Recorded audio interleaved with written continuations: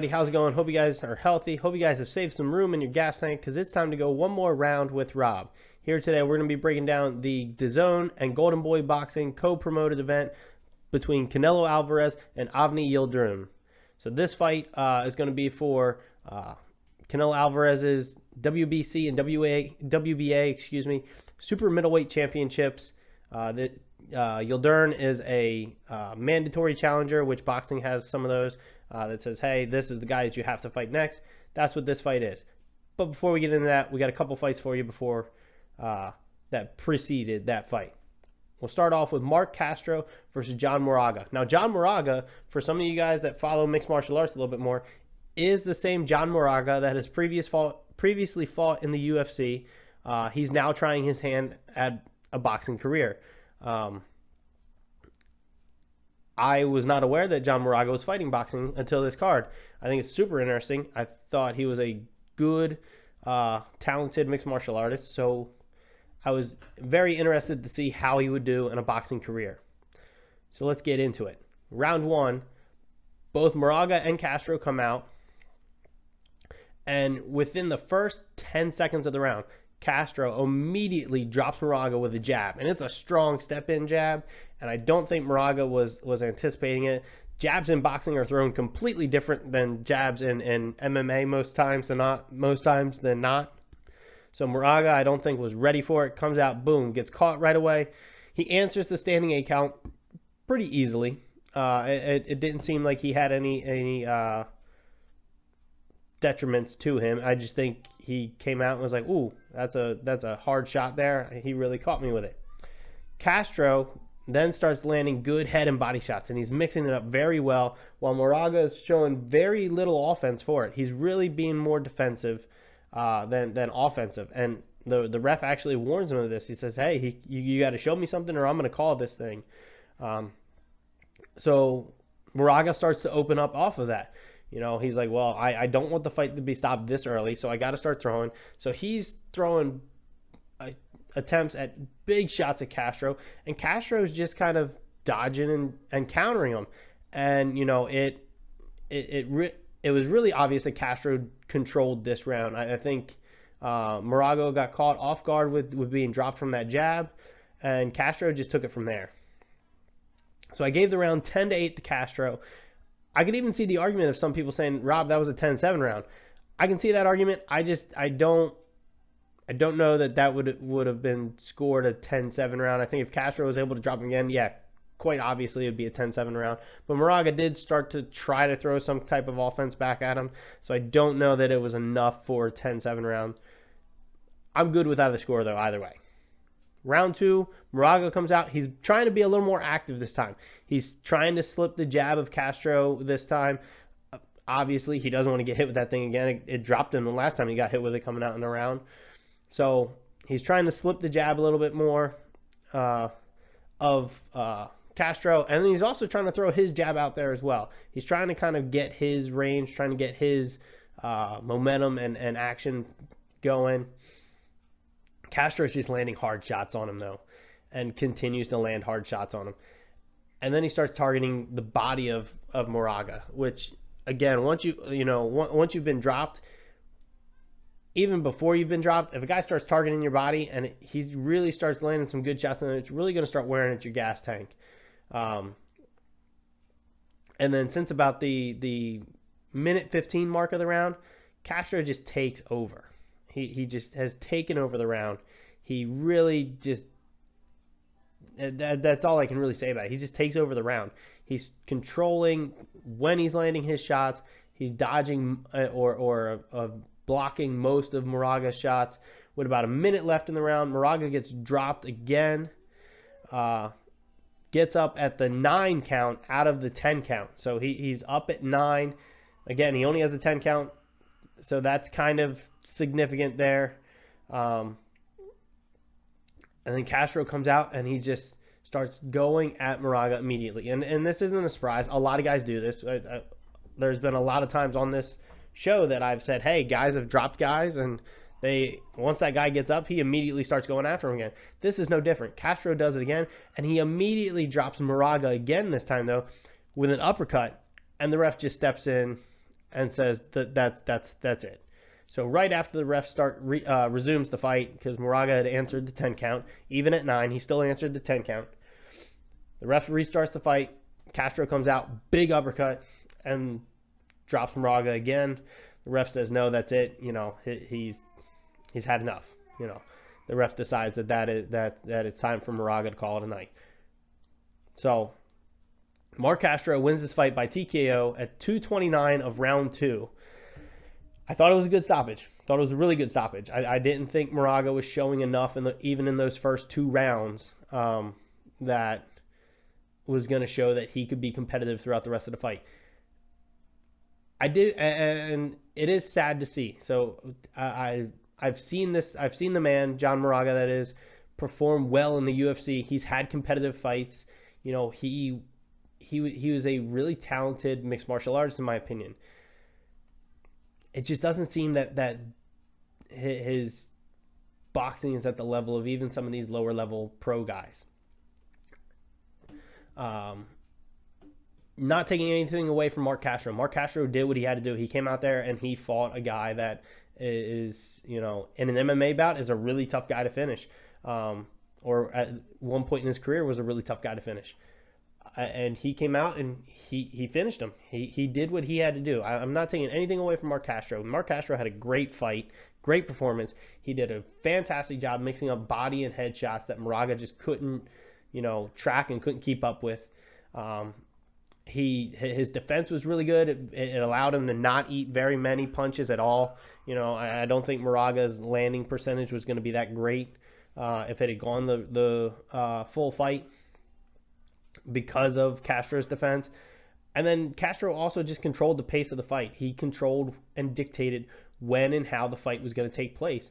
And that was something that, led to Castro getting the TKO win. So, again, it was disappointing for me to see Moraga have such a lackluster performance. But hats off to Castro for doing what you had to do. Really showing that, he could be ready for the next step. And I think that fight showed it.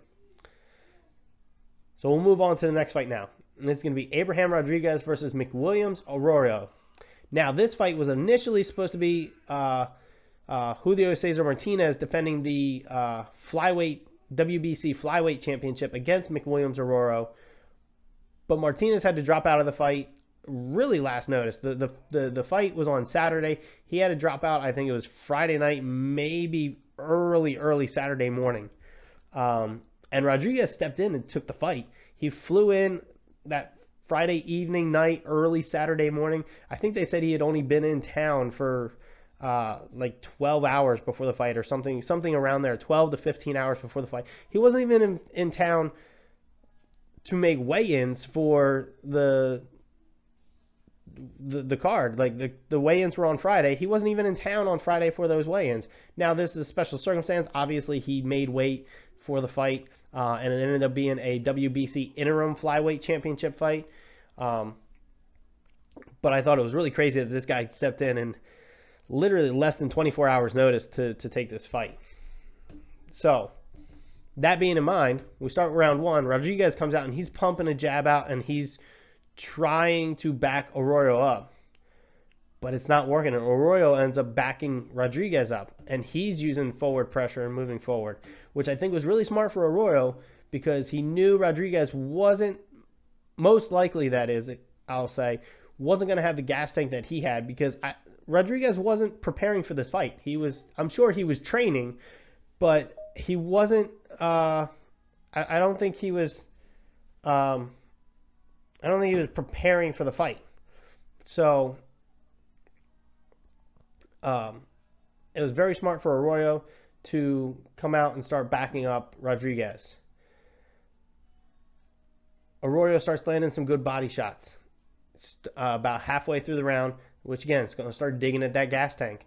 Then there's a clash of heads about a minute left, which causes Rodriguez some discomfort. There's no cut, but Arroyo uses that to open up with some hard and fast shots. Rodriguez throws a few wild shots at the end of the round, but Arroyo is able to land off of those shots. So Rodriguez is trying to land some shots, but Arroyo is just he's doing enough to block or evade those shots and then land off of them. I gave the round 10-9 to Arroyo. I thought Rodriguez coming out initially was like, oh, this guy might try to push the pace at first, but Arroyo just flipped the script real quick on him, and it wasn't going to be the case. Round 2, Arroyo comes out. He starts pressing Rodriguez back. So Rodriguez came out in the first round trying this. Arroyo comes out, and he actually has success with this. He lands a good body hook, head hook combo, which bothers Rodriguez, and then he starts trying to avoid Arroyo. And it almost seemed that he was trying to tire Arroyo out by having Arroyo chase him. But the problem ended up being that Arroyo just ended up trapping Rodriguez on the ropes or in the corner and was able to land good shots off of that. So while Rodriguez's strategy may have been good on paper, Arroyo just crumpled up the paper and threw it out the window. Like he was like, that's not going to work with me. I'm just going to press you. I'm going to catch you, and I'm going to land against you. Round 3, Arroyo opens up fast with a 5 to 6 punch combo. Lands at least 3 or 4 of them if he doesn't land all of them. And it really kind of set the pace for that round. Like Arroyo just came out fast, and he just kind of kept coming fast. He's doing better at trapping Rodriguez on the ropes or in the corner through the first half of the round, and I think that's got to be due to Rodriguez starting to get tired because he no offense to Rodriguez, he wasn't conditioned for this fight. He wasn't in condition for this fight. He wasn't in shape for this fight. Like I said, he'd probably been training, but he wasn't training for a specific fight. So it's very different when you're training to train and then when you're training for a fight. And I think that starts to catch up with Rodriguez. So Rodriguez starts to get trapped on the ropes and in the corner more through the first half of the round. Arroyo starts targeting Rodriguez's body hard this round. Again, he's trying to wear that gas tank. He knows Rodriguez probably doesn't have a great one to start off with because of the training aspect, as I said. So he's really starting to try to dig at that gas tank and really start wearing it away. Excuse me. Rodriguez, very defensive this round. Almost always moving backwards or evading. Never. There are times where he starts to move forward and tries to get some offense off, but almost the whole round was him moving back, him evading, and trying to not get hit by Arroyo. So again, the round was 10-9 to Arroyo. I think this was pretty easy. Round 4, Rodriguez comes out, and again, he starts evading and moving around. Again, trying to, in my opinion, I think he was trying to still have Arroyo chase him and see if that was going to tire him out at all. But it doesn't work. Arroyo's moving forward. He's pressing Rodriguez. Arroyo's left hook and uppercut are landing super well so far in this fight, and especially in this round. He's really landing those 2 punches really well. Almost, in my opinion, a Mike Tyson-esque hook uppercut just with the left side. Mike Tyson's was more with the right side most of the time, but he was landing it really well in that kind of aspect and technique style sort of way. Again, he's walking Arroyo down, Arroyo is walking Rodriguez down, and he just seems to be disregarding Rodriguez's punches. It just didn't seem that Rodriguez had Arroyo's respect at all in this fight, just based off of how Arroyo was able to flip the script so quick in the first round and take control of the fight. I don't think Rodriguez gained Arroyo's respect a lot through the rounds, and you can see that here because Arroyo just starts walking Rodriguez down really almost without a care in the world. I say that obviously he cared because he still knows that this guy could catch him and put him to sleep. But the manner in which he was doing it, he was very confident when he was doing it. So about a minute left in the round, Arroyo drops Rodriguez. Drops him with a big combo. Started with a hard right hook to Rodriguez's head. And then finishes the combo with a flurry of punches. Drops Rodriguez. Rodriguez gets up at the 8 count. Says, I'm good to get back in the fight. Fight starts. Arroyo starts throwing to the body hard now. Really hard. He's really targeting the body. He says, I'm just going to empty this guy's gas tank. Like, this is just going to be it. That round, very easy to call. 10-8 Arroyo because he had that knockdown in there. Round 5, Rodriguez comes out. He's very cautious and defensive to start the round. And I can't blame him. He's been getting essentially pounded for the last 4 rounds. Again, no disrespect to Rodriguez. It was the way it was that night. Aurora was he was the guy that had trained for a fight, and Rodriguez was the guy that was stepping in for a fight. And that's how it came off, and that's how it showed. Rodriguez trying to be defensive, trying to be elusive, trying to evade Aurora, but Aurora was cutting him off. He's really kind of stepping into the angles that Rodriguez wants to go and not letting him go that way, and that's when he's starting to land those body shots again. So he's cutting him off, landing the body shots. Rodriguez is trying to block his body a lot now. That opens up a big right hand for Aurora with about 1:40 left in the round, though. Bang, right to the head, really rocks him. And then he just starts pouring the punches on Rodriguez with really no break in the action. Like, he's just throwing, and he's landing a vast majority of these punches that he's throwing. So about 20 seconds later, ringside official steps up, stops the fight. I think there may have been something from Rodriguez's corner to say, hey, stop the fight. I don't think they can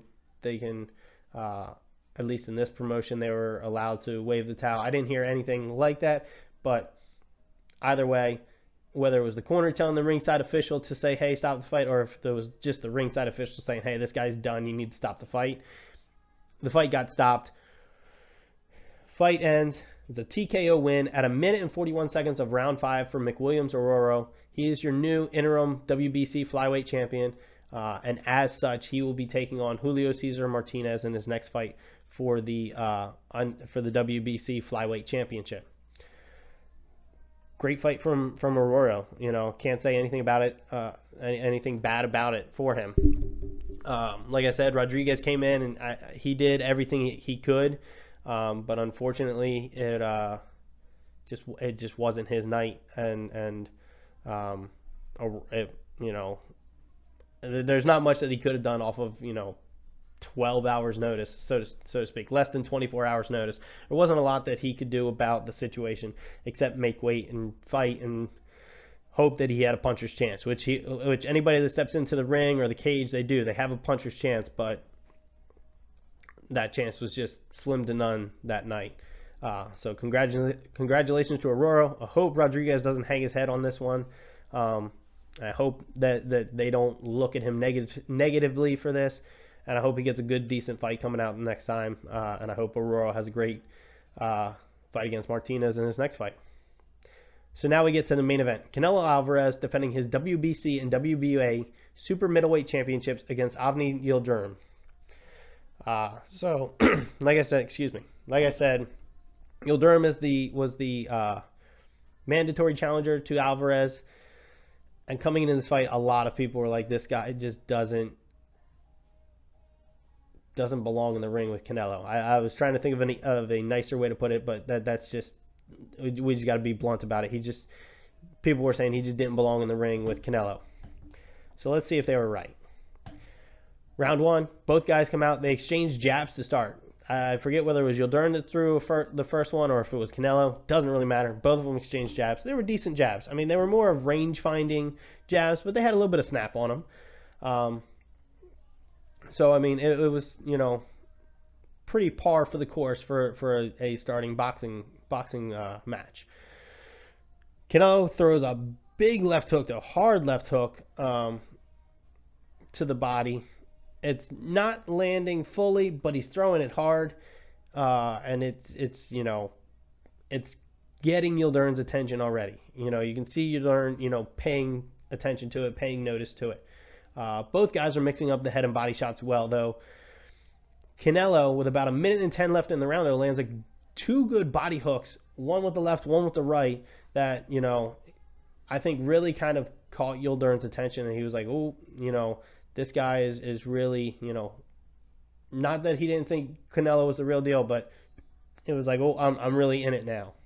I'm really in it, and I'm in it with a real guy. That's the way that I kind of saw Yildirim take it. Both guys seem to use round 1, though, as their range, finding their range and feeling out the other guy round. It wasn't a great deal of action, but it was certainly some action. It wasn't like there was no action in the round. I gave the round 10-9 to Canelo, just because he was able to land the harder shots at times. Yildirim was landing shots, but I just didn't think they were as hard as Canelo's. I didn't think they were as forceful and as prominent, so for lack of a better term, as Canelo's.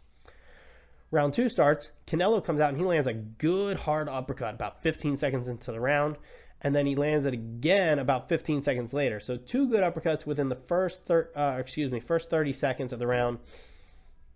And Canelo starts to string combos together now off of those 2 uppercuts that he landed. He's starting to slip uppercuts in as well. He's starting to really seal Yildirim as the level of competitor that Yildirim was for him. And that's not a knock on Yildirim. That's just saying that Canelo's he's on another level. He's arguably the pound for pound best boxer in the world right now. And Yildirim he's just not at that level. He just wasn't at that level on that night. He may be on that level. I haven't seen him box a lot, so I can't say for certain. But that night he wasn't on that level.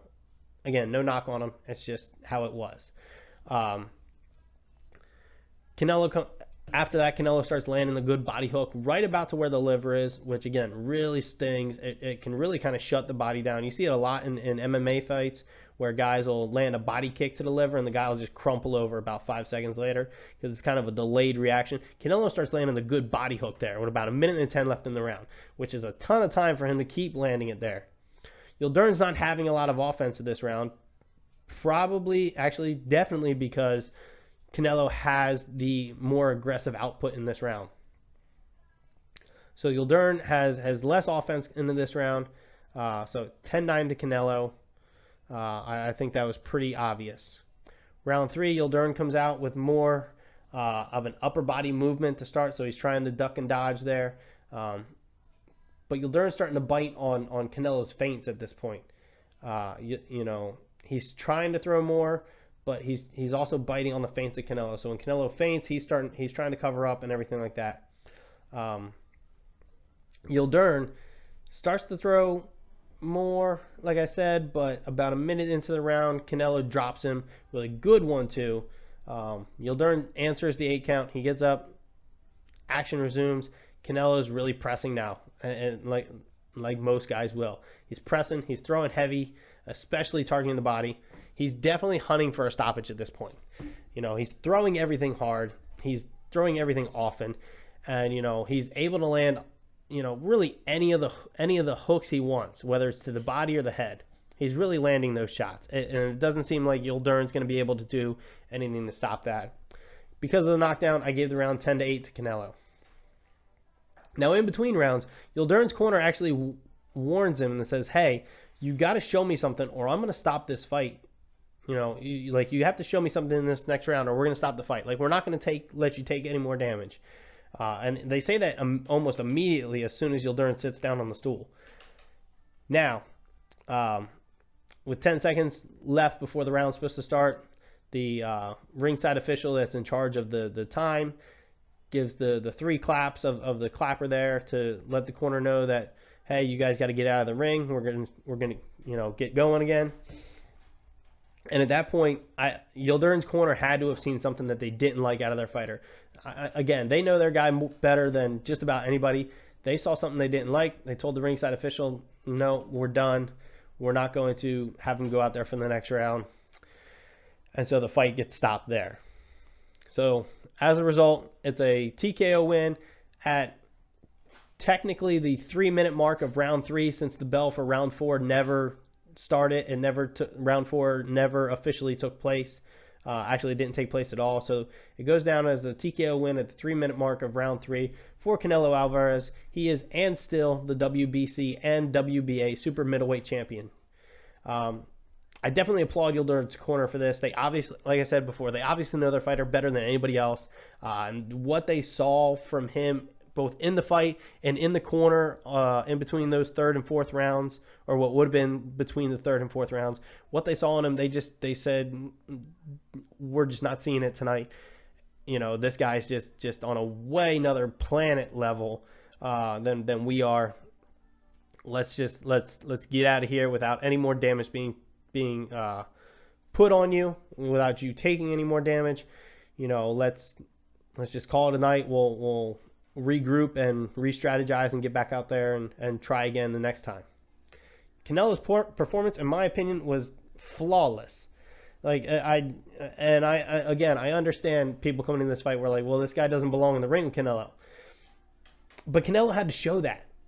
Like, it's easy to say it before the fight, but then the guy has to go in there and actually show that this guy doesn't belong in there with him. So you got to have that kind of performance then. Again, like I said, I thought it was flawless. From some of the fights that I've seen, he normally shows a little more defensive skills, but Saturday night he was like, I don't need to show defensive skills. I know I'm on another level as this guy. I'm just going to show them on the other level of this guy. So he controlled the fight from bell to bell, and it was a really impressive performance. Again, I understand people are saying, hey, this guy doesn't belong in the ring with Canelo. I get it. I agree. But like I said, Canelo's got to show that. What's also really interesting now, after the fight, they're doing the post-fight press conference, and Canelo's manager, Eddie Hearn, announces that his next fight is going to be against Billy Joe Saunders on May 8th.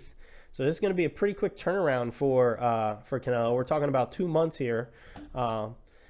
And so he's going to fight Billy Joe Saunders in hopes of continuing to try to unify the super middleweight division as one undisputed super middleweight world champion.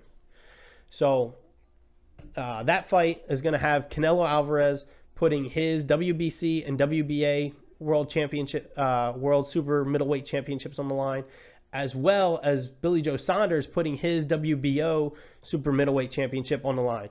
So it's all 3 titles are going to be, on the table, up for grabs. It's a winner-take-all bout, and both men are chasing history and trying to become the first undisputed super middleweight champion of the world. So whoever wins this fight, they're only going to need to add the IBF super middleweight championship to their resume, and then they will become the first ever undisputed super middleweight champion of the world. So whichever guy wins this fight, they're really set up in a prime position to make history. And I think this next fight is going to be, definitely more of a challenge for Canelo. Saunders is obviously a higher level fighter than Yildirim is. But I definitely think it's winnable for Canelo. I definitely think he has the opportunity to grab that 3rd title and make a push for the 4th. For the record, I want to put this out there. Some argue that Joe Calzaghe was the first undisputed super middleweight world champion. However, when he held the WBO, the WBC, and the WBA title, he didn't have, he did not hold the WBO, WBC, WBA, and the IBF titles all together. He held the IBF title at one point, and in pursuing a fight against one challenger, they said, hey, we want you to fight this guy instead. And he said, no, I want to fight this guy. So he ended up vacating the IBF title, taking the fight against the guy that he wanted to. And then the following year, he won the WBO, WBC, and WBA titles in a fight against the guy that was holding those belts at the time. So while, yes, he did hold all 4 titles in a pretty narrow window of time, he technically did not hold all 4 titles simultaneously, so therefore he technically was not the first undisputed super middleweight champion of the world. Kind of like I said, a technicality there. He did hold all 4 titles. He just didn't hold them together. He didn't hold them at the same time. He didn't hold them simultaneously. So on record, he was never a undisputed super middleweight world champion. If Canelo or Saunders can do this, then on paper and on the record, they will be the first ever undisputed super middleweight world champion. So it'll be really interesting to see. Like I said, May 8th, that's going to go down. So I can tell you guys right now, that's going to be the fight, one of the fight cards that weekend that I'll break down for you guys. I'll tell you that right now, 2 months in advance. Be on the lookout. 2 months into the future here, you're going to have another Canelo card breakdown from me. But again, if you guys saw the fight, what do you guys think?